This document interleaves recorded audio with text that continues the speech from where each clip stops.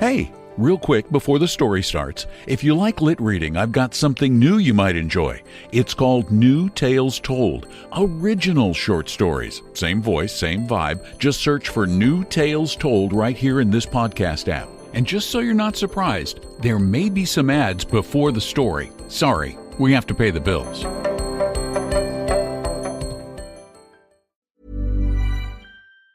Hey friends, it's Nikayla from the podcast Side Hustle Pro. I'm always looking for ways to keep my kids entertained without screens, and the Yoto Mini has been a total lifesaver. My kids are obsessed. Yoto is a screen-free audio player where kids just pop in a card and listen. Hours of stories, music, podcasts, and more, and no screens or ads. With hundreds of options for ages 0 to 12, it's the perfect gift they'll go back to again and again. Check it out at yotoplay.com. YOTOPLAY.com. If you're navigating anxiety, depression, relationship challenges, postpartum struggles, or something else, you deserve care that meets you where you are. Grow Therapy is designed to help you find a therapist who fits your needs and supports the way you want to feel. They connect you with thousands of independent, licensed therapists across the U.S., offering both virtual and in-person sessions. You can search by insurance, provider specialty, treatment methods, and more to find a therapist who works for you. Whatever challenges you're facing, Grow Therapy is here to help. Sessions average about $21 with insurance, and some pay as little as $0 depending on their plan. Visit growtherapy.com/ACAST today to get started. That's growtherapy.com/ACAST. growtherapy.com/ACAST. Availability and coverage vary by state and insurance plan.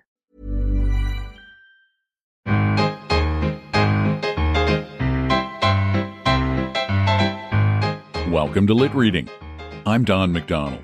Professional baseball in the United States dates back more than 150 years. It's been considered the great American sport since the 19th century. Popular sports attract rabid fans, as was the case even back in 1910 when Zane Grey wrote Old Well Well.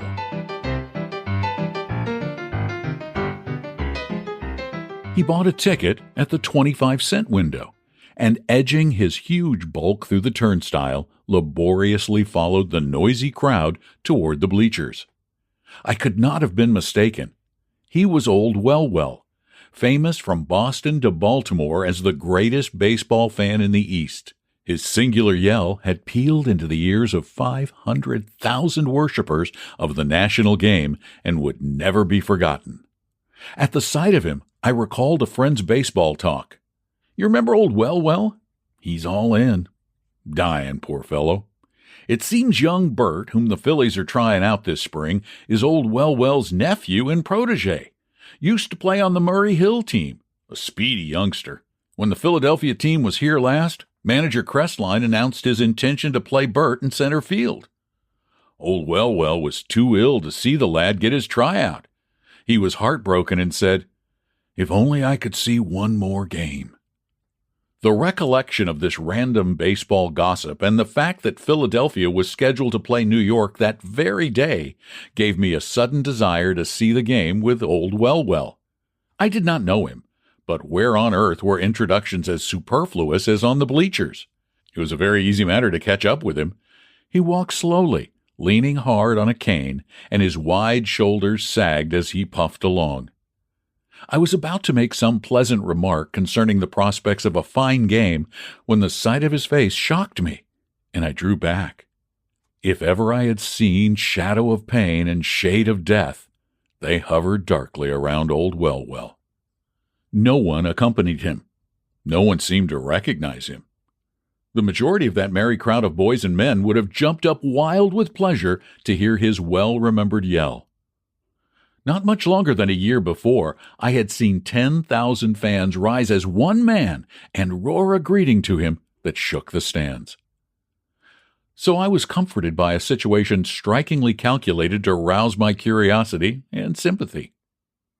He found an end seat on a row at about the middle of the right field bleachers, and I chose one across the aisle and somewhat behind him. No players were yet in sight.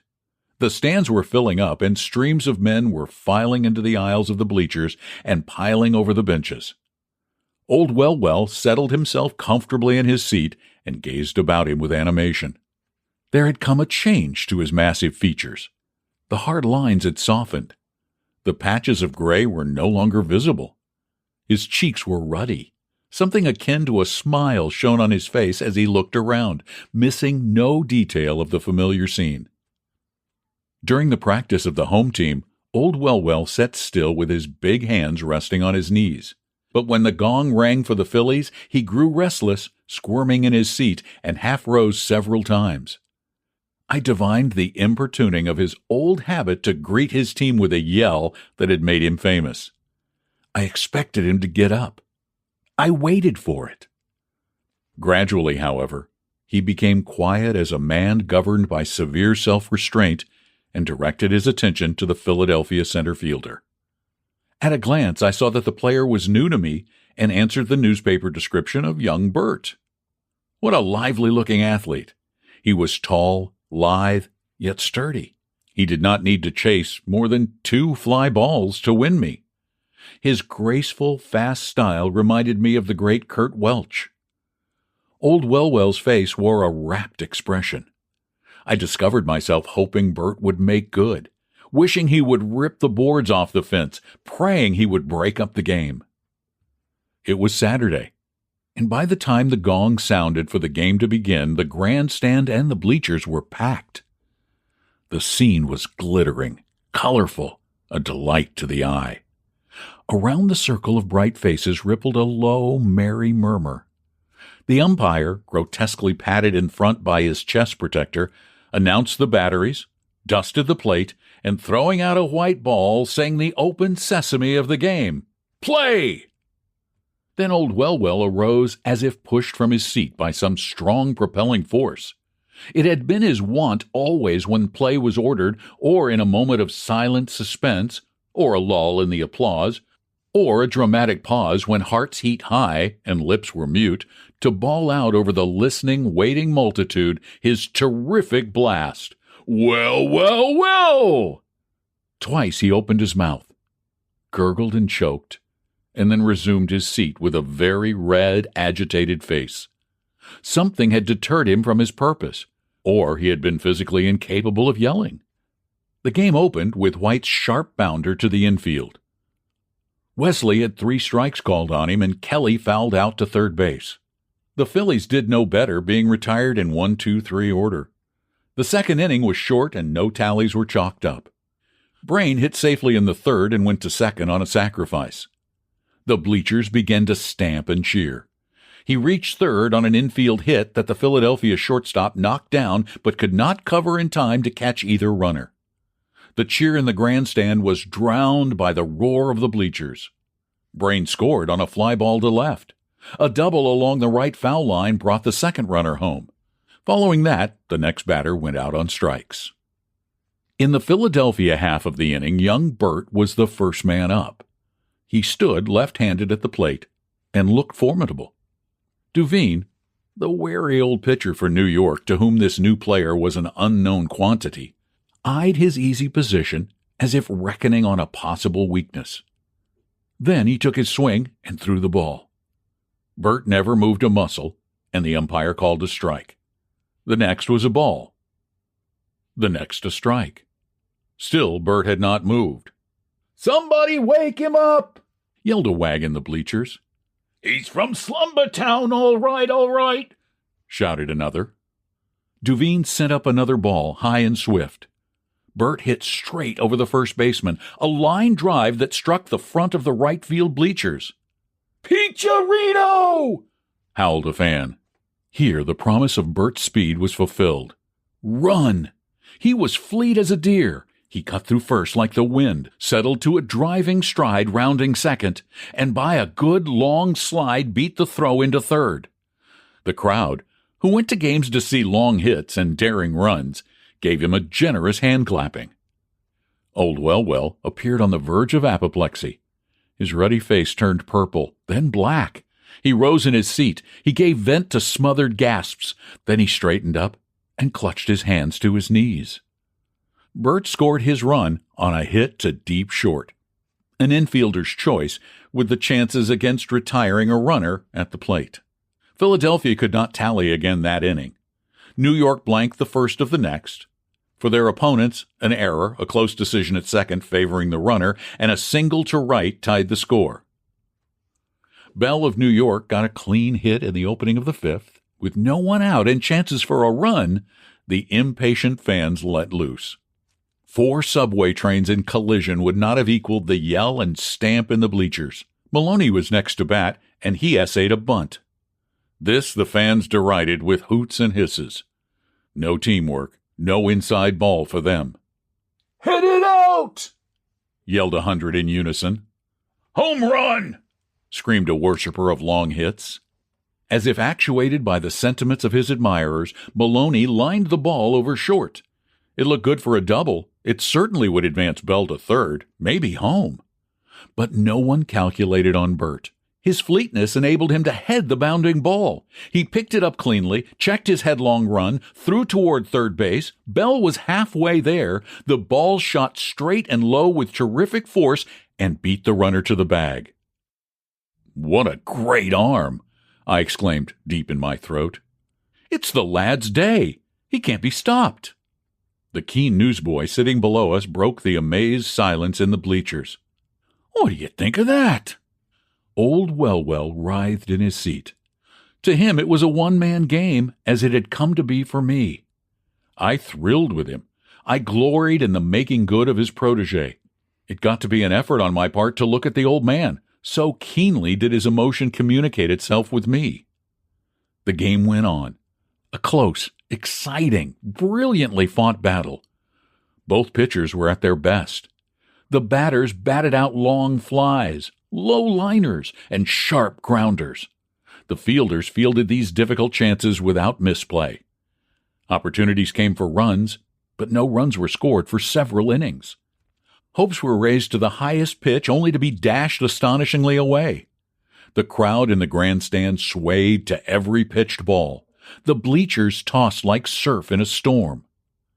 To start the eighth, Stranathan of New York tripled along the left foul line. Thunder burst from the fans and rolled swellingly around the field. Before the hoarse yelling, the shrill hooting, the hollow stamping had ceased, Stranathan made home on an infield hit. Then bedlam broke loose. It calmed down quickly, for the fans sensed trouble between Binghamton, who had been thrown out in the play, and the umpire, who was waving him back to the bench. "You dizzy-eyed old woman, you can't see straight," called Binghamton. The umpire's reply was lost, but it was evident that the offending player had been ordered out of the grounds. Binghamton swaggered along the bleachers, while the umpire slowly returned to his post. The fans took exception to the player's objection, and were not slow in expressing it. Various witty encomiums not to be misunderstood attested to the bleachers' love of fair play and their disgust at a player's getting himself put out of the game at a critical stage. The game proceeded. A second batter had been thrown out. Then 2 hits in succession looked good for another run. White, the next batter, sent a single over second base. Bert scooped the ball on the first bounce and let drive for the plate. It was another extraordinary throw. Whether ball or runner reached home base first was most difficult to decide. The umpire made his sweeping wave of hand, and the breathless crowd caught his decision. Out! In action and sound, the circle of bleachers resembled a long, curved beach with a mounting breaker thundering turbulently high. "Robber!" bawled the outraged fans, betraying their marvelous inconsistency. Old Wellwell breathed hard. Again the wrestling of his body signified an inward strife. I began to feel that the man was in a mingled torment of joy and pain, that he fought the maddening desire to yell because he knew he had not the strength to stand it. Surely in all the years of his long following of baseball, he had never had the incentive to express himself in his peculiar way that rioted him now. Surely before the game ended, he would split the winds with his wonderful yell. Duveen's only base on balls, with the help of a bunt, a steal, and a scratch hit, resulted in a run for Philadelphia, again tying the score.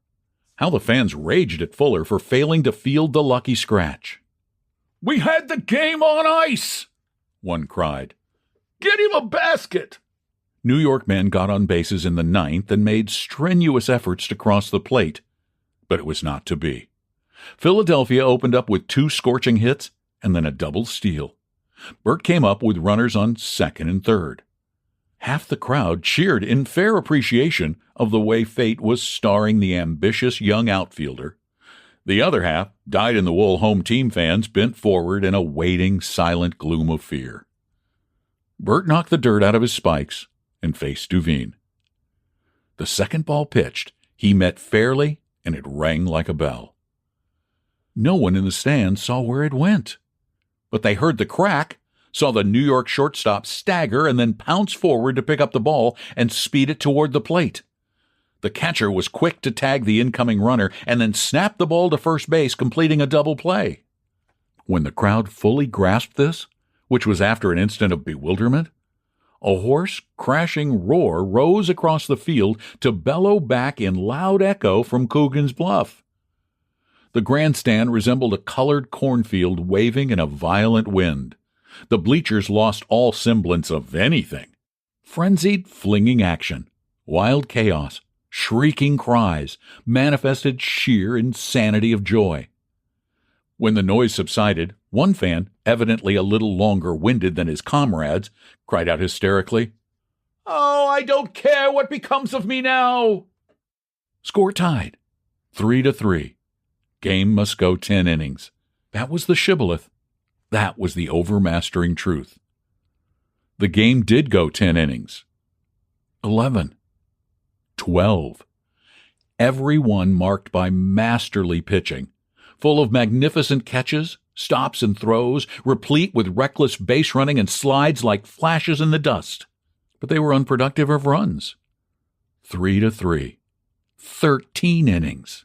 "Unlucky 13th!" wailed a superstitious fan. I had got down to plugging, and for the first time, not for my home team. I wanted Philadelphia to win because Burt was on the team. With old Wellwell sitting there so rigid in his seat, so obsessed by the playing of the lad, I turned traitor to New York. White cut a high twisting bounder inside the third base, and before the ball could be returned, he stood safely on second. The fans howled with what husky voice they had left. The second hitter batted a tremendously high fly toward center field. Burt wheeled with the crack of the ball and raced for the ropes. Onward the ball soared like a sailing swallow. The fleet fielder ran with his back to the stands. What an age that ball stayed in the air! Then it lost its speed, gracefully curved, and began to fall. Burt lunged forward and upwards. The ball lit in his hands and stuck there as he plunged over the ropes into the crowd. White had leisurely trotted halfway to third. He saw the catch, ran back to touch second, and then easily made third on the throw-in. The applause that greeted Burt proved the splendid spirit of the game. Bell placed a safe little hit over short, scoring White. Heaving, bobbing bleachers, wild, broken, roar on roar. Score 4-3. Only 1/2 inning left for Philadelphia to play. How the fans rooted for another run. A swift double play, however, ended the inning. Philadelphia's first hitter had 3 strikes called on him. "Asleep at the switch?" yelled a delighted fan. The next batter went on a weak pop-up fly to second. "Nothing to it." "Oh, I hate to take this money." "All over."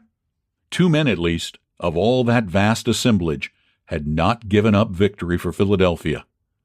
I had dared not look at old Wellwell for a long while. I dreaded the next portentous moment. I felt deep within me something like clairvoyant force, an intangible belief fostered by hope. Magoon, the slugger of the Phillies, slugged one against the left field bleachers, but being heavy and slow could not get beyond second base. Kless swung with all his might at the first pitched ball, and instead of hitting it a mile as he had tried, he scratched a mean, slow, teasing grounder down the third base line.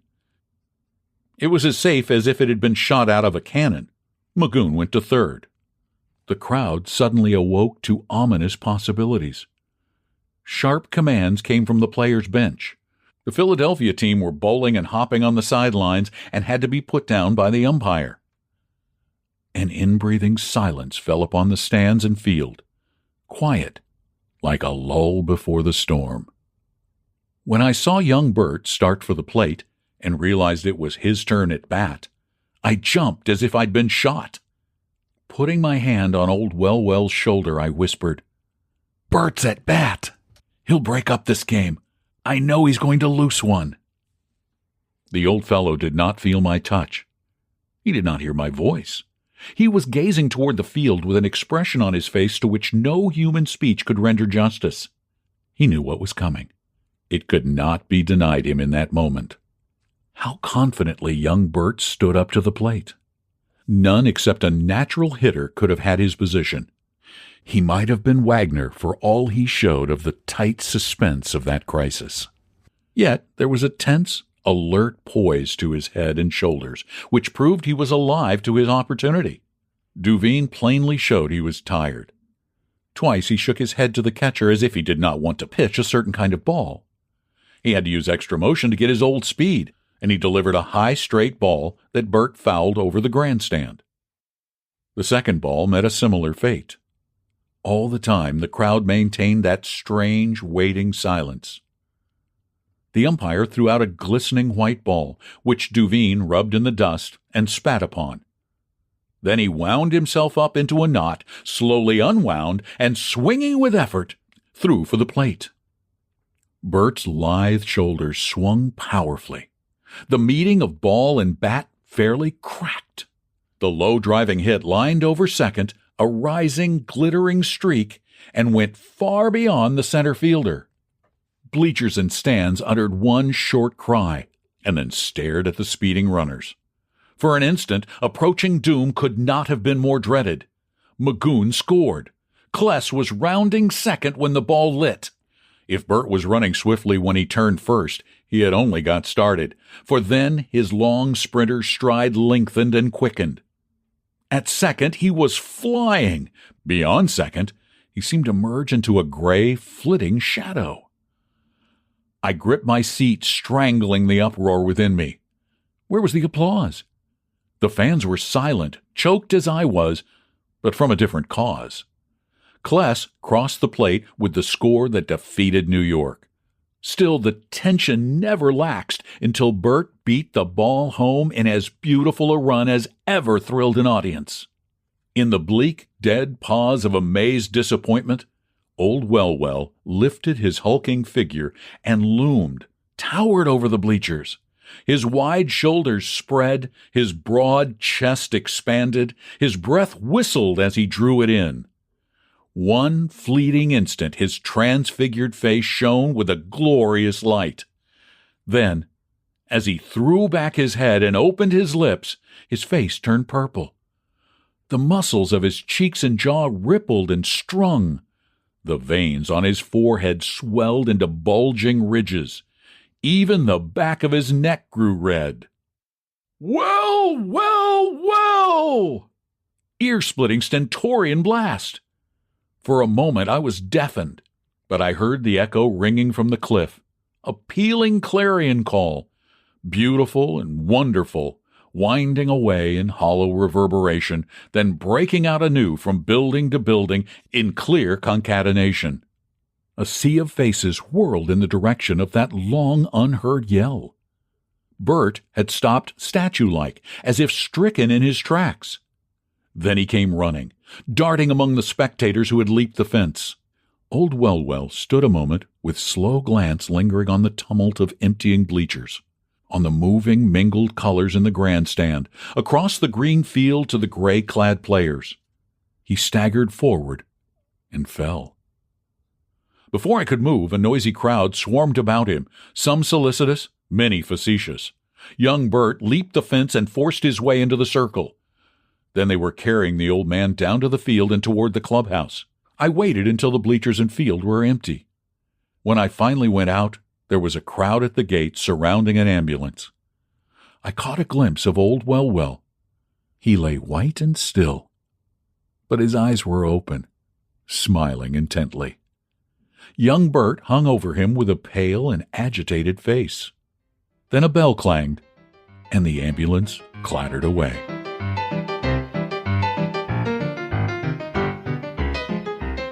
Known for his Western novels, Zane Grey was one of the most popular novelists of the early 20th century. Gray was also a huge baseball fan and published a number of stories about the sport. One of the first American authors to become a millionaire, more than 100 movies were made from his popular tales. Thanks for listening to another edition of Lit Reading. I hope you like what you hear. If you do, please leave a review at Apple Podcasts. They're the primary review place. And tell your friends, your acquaintances, people you run into about these stories. Because the more literally, the merrier. We want everyone to be able to listen to these anytime, all over the world. Again, thanks for being there. I'm Don McDonald.